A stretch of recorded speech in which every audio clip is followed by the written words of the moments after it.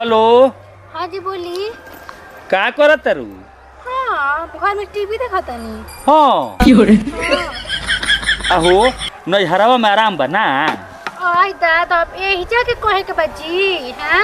हमारे गाँव में एगो रानी के तरह हम जिंदगी काटिला। बेटे पे चाय नाश्ता सब कुछ मिलेला। चोर को 5-5 को तो नौकरानी पैसा घर में। हाँ ये तो बात ठीक है कहत तारू। डुमराव का सेठ तहरे नु बाबू रहला हा? हाँ समझ जाई ठीक है कहत रौरा। रौरा कहाँ बनी जी आगू निका में? हाँ आइल बनी। यही जा कही आइम जी। पिछवा घूम के देखो ना। आयो माँ। अरे महावीरवा के लड़की बोका बने है ते दोसरा के ससुरा में रहबू सो तो 100 गो ना खड़ा करबू सो। बाकी नैहर में जाके चिपरी पाथा तारे आ कहत तारे कि बैठ के चाह पियो तनी। इहे तो चाह मिलेला गोबरौर में।